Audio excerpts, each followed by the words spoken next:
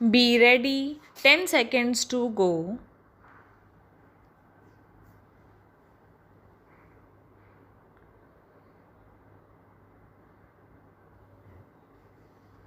Start. I am happy to be with you this morning to inaugurate your annual session and to attend your national conference. Speaking at such important business conferences is a matter of pleasure for me. But before accepting the invitation from the organizers this time, I wondered whether the pleasure of inaugurating your annual session comes with a price tag because for the third consecutive year, the CII's annual session has been inaugurated by a different Prime Minister. Your President has said some good words about me in his welcome remarks. They are no doubt pleasing to my ears, but they also remind me of the enormous expectations people have from me and from my government. In the recently concluded general elections, the people have given a mandate to the BJP and its allies to govern. At the same time, it is a fractured mandate.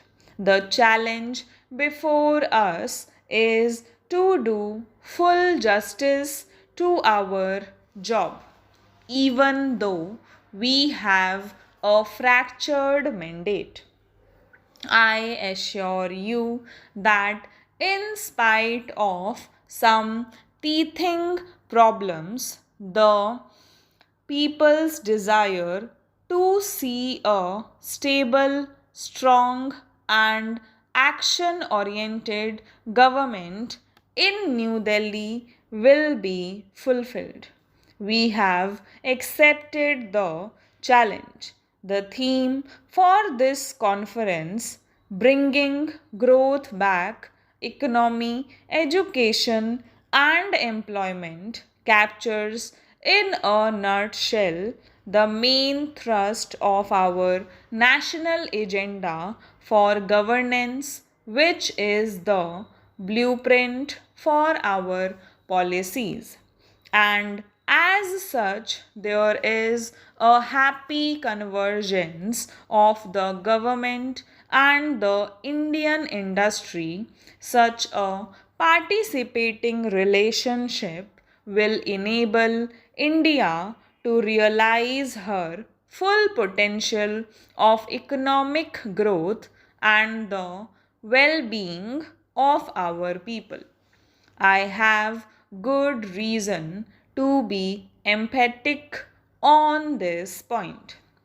Today, not only the global standing of a nation, but also its security, integrity, and stability, indeed, its very existence as a nation, is dependent on its economic strength.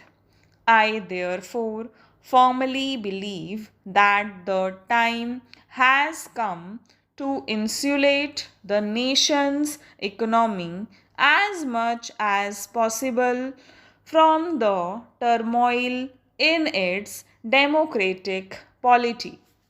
It is high time all sections of our society, including those in business, industry, and politics, sank their partisan obsessions and focused their attention on the all important national imperative, growth,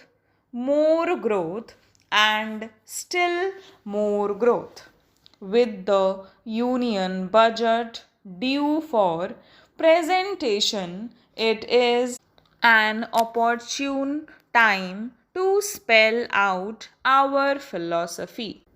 The national agenda has stated in clear and unambiguous terms that my government shall strive to develop a national consensus on all major issues confronting the nation.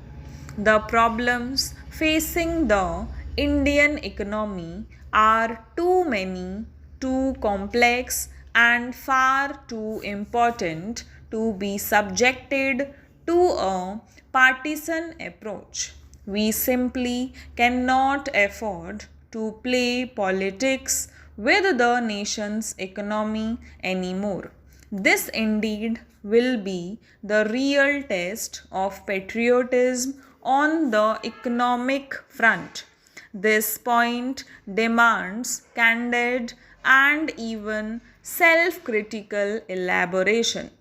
The first phase of economic liberalization was launched in 1991. Some of the reforms brought about positive changes.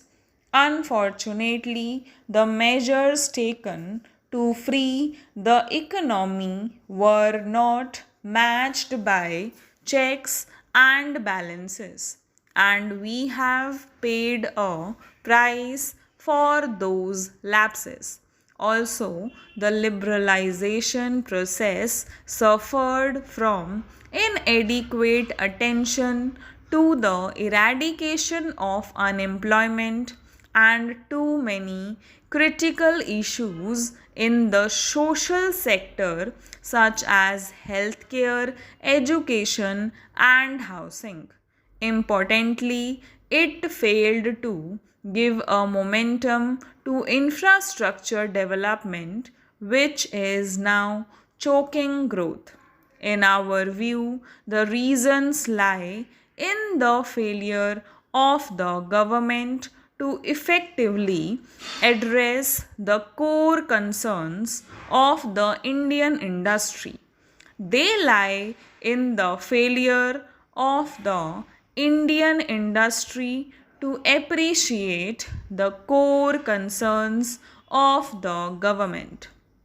They also lie in the failure of both the government and the industry to convince the common man that he too has a stake, a vital stake in the reforms process. That is why during the election campaign, I repeatedly stressed that India urgently needs to reform the reforms process.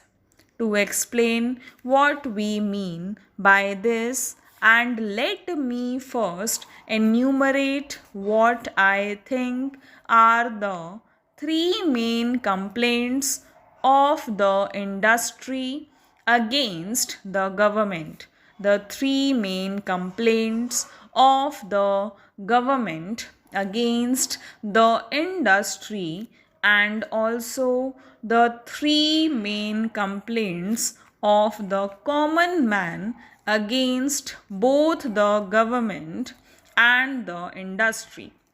The three chief complaints of the industry against the government are: 1. Industry thinks the government is the root cause of avoidable delays owing to excessive controls.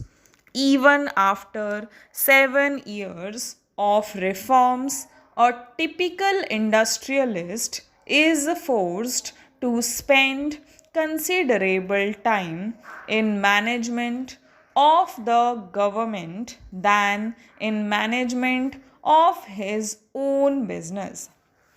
2. Industry complains that the government takes too much but provides too little, and that too haphazardly.